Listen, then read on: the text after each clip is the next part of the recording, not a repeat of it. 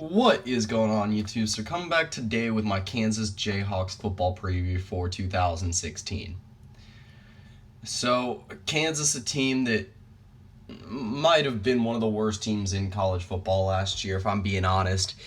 Um, you know, if you're talking about a Kansas fan, most of them don't even like football season. It's mainly the wait for basketball season.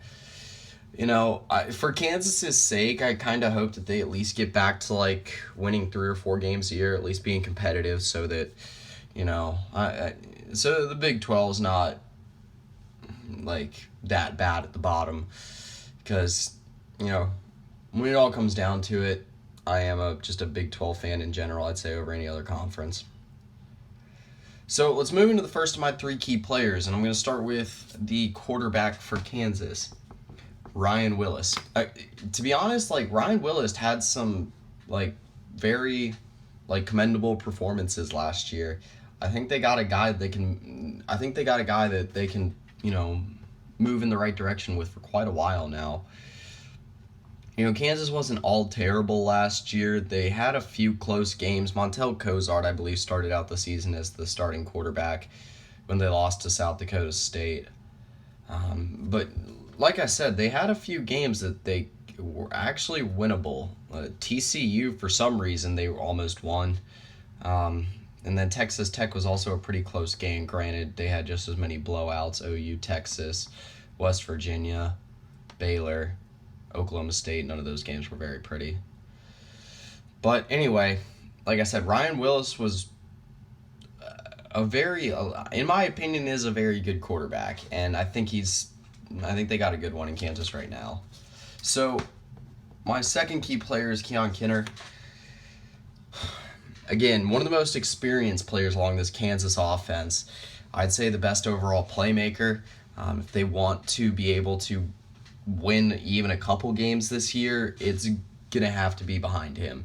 He's going to have to be at least like an 800, 900 yard rusher this year. If he can get to 1,000 yards, especially on a team that doesn't win that many ball games, that's very impressive.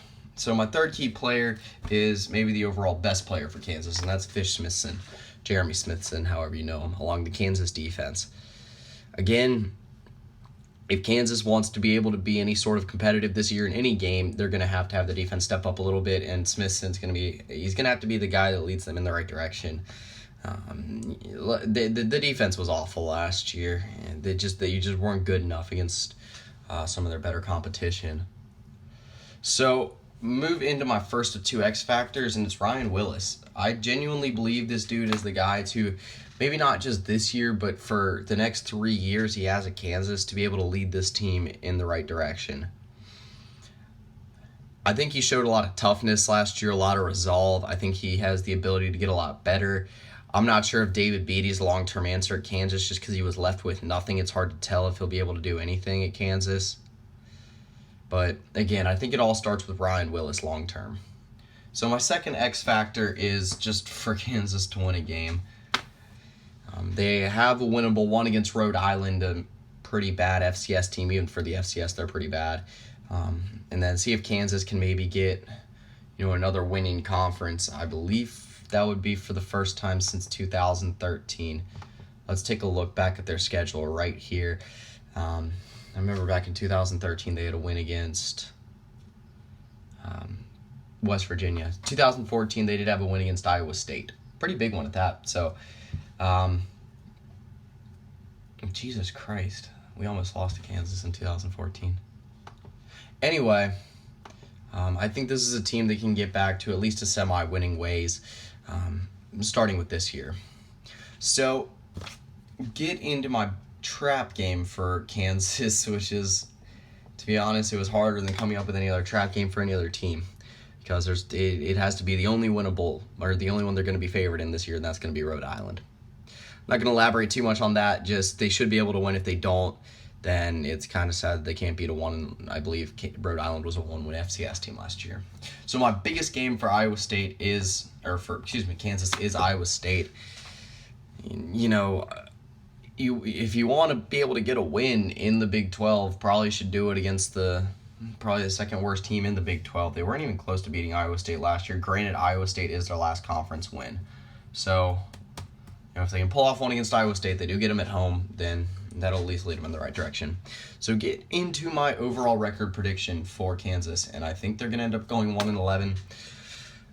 Again, no signs really point to them being able to beat anyone in the Big 12 this year. I think, like I said, if they have any chance, it'll be against Iowa State. Again, I do still think they got the right quarterback under center.